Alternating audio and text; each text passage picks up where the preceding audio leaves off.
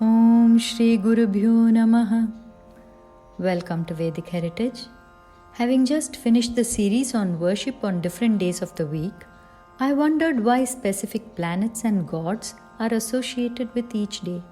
That led me to the making of this series, Jyotisha, an Eye Opener. You may ask, why do we need to know about Jyotisha? Whether we know it or not, most Hindu festivals and major landmark celebrations of our life from birth to death are based on Jyotisha. If we understand this science, it will help us to understand and appreciate Hindu practices and beliefs. Therefore, I thought, why not get some information on the topic, which is key to understanding many of our traditions and customs. Like you, I too am new to this subject. Therefore, as a novice, I aim to explore and research the topic to bring forth to you the nature of this science. The purpose of this video series is to unravel the scope of Jyotisha and to understand the role it plays in our lives as Hindus.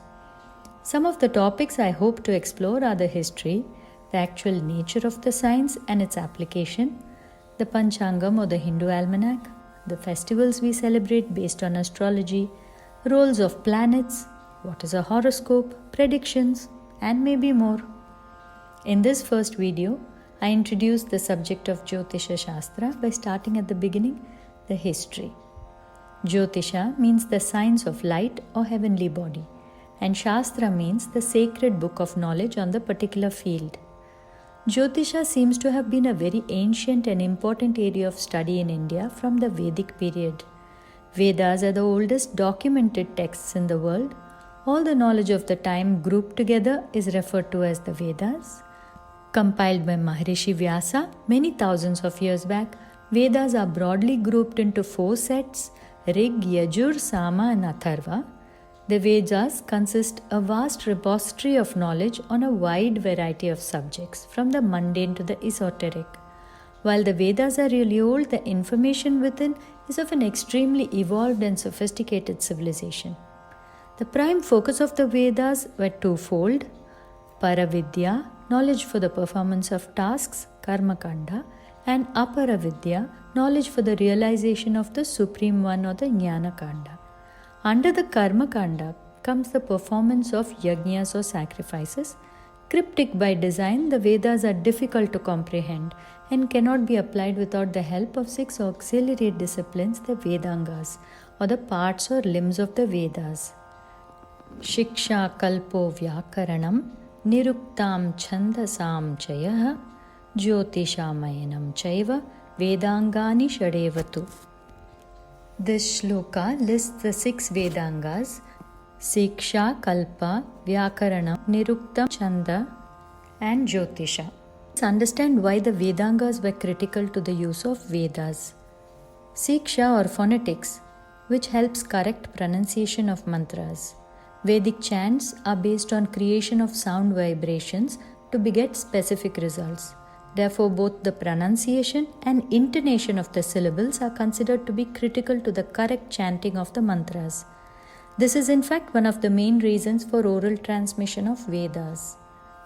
Kalpa or ritual texts contain rules, methods and procedures required to actually perform the yajnas, the benefits of the yajnas, the do's and don'ts of his performance, who should perform it, how to perform it, roles and responsibilities, the details of mantras to be chanted, the number, size, shape and volume of the sacrificial pits or homakundas, and so on.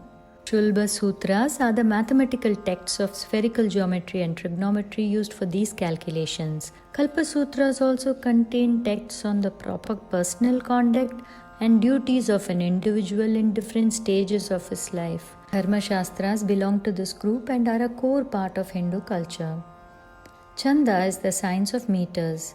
Vedas were written in verse of specific syllable counts. A shloka or Veda mantra generally has 4 quarters or pada. Depending on the number of syllables in each of the padas, we have different meters. Anushtup has 8, Trishtup has 11, all the way up to 26 syllables. Chanda helped to ensure the form of the mantra, which ensured that the text could not be easily corrupted over time.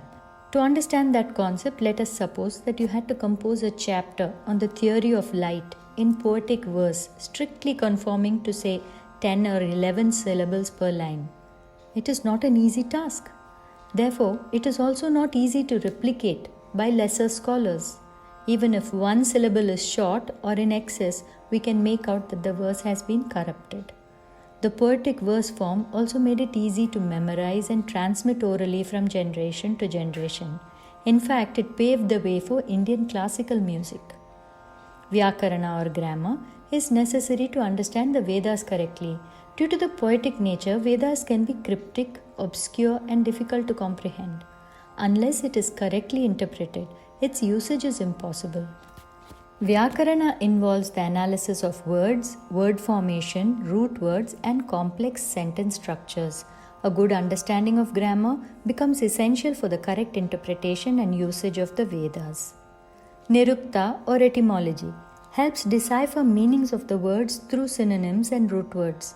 Just as the grammar helps in comprehending the verses, etymology helps to understand the meaning of the difficult and uncommon words used, whose analysis and interpretation is vital to the study and understanding of the Vedas, which are replete with mysterious symbolism not usually understood by all. Finally, we come to Jyotisha or astronomy, which is referred to as the main anga or eye of the Veda Purusha. It deals with the astronomical and astrological aspects of fixing auspicious date and time to perform various Vedic yajnas, rites, and rituals. According to tradition, sage Bhrigu is said to be the first person who perfected the knowledge of Jyotisha and built a record of the natal charts or horoscope of every human being who was to be born on earth. The Jyotisha of the Vedic world played an important role in the development of the Vedic calendar, in preparation of astrological charts for the purpose of performing various rites or yajnas and determining the date, time, and place for the performance of the sacrifices and daily rituals. Thus, Vedanga Jyotisha was a crucial part of the Vedic life. The Chandogya Upanishad mentions Jyotisha as a distinct discipline of study with its unique theology, philosophy, art, science, and literature. We see references to Jyotisha in both the Ramayana and Mahabharata. These are not grand epics, but traditionally we believe them to be itihasa or history. We believe that the Ramayana transpired before Mahabharata. Both the texts have references to Jyotisha Shastra. Let us look at some of them. In Ramayana, King Dasharatha plans to crown Rama because Rama's horoscope does not bode well for Dasharatha. There are horoscopes for all the 4 sons of Dasharatha, which when aligned with the almanac gives exact dates and times of their birth. Similarly, there is a horoscope for Lord Krishna as well. Bhishma waited for winter solstice to give up his life. This points to Jyotisha Shastra too. Thus, we can assume that the science of Jyotisha was well developed and practiced at least as far back as the time of Rama and Krishna. There is a vast difference between the date within the Vedic and Puranic texts and the date we can establish scientifically. Therefore, establishing a date that convinces traditional and modern scholars is not yet accomplished. But if we leave the timeline behind and delve in, we see advancements in fields like physics, mathematics, aeronautics, engineering, medicine, philosophy, etc. in the Vedic repository in such depth and detail that we are left with just glimpses of a magnificent scientific civilization. I will be bringing to you very interesting information on the Vedanga Jyotisha and the contents of some very old Jyotisha texts like the Surya Siddhanta in the following videos. Do join me in this fascinating journey. Do like and share with like-minded friends. Thank you for watching. Harihi Om.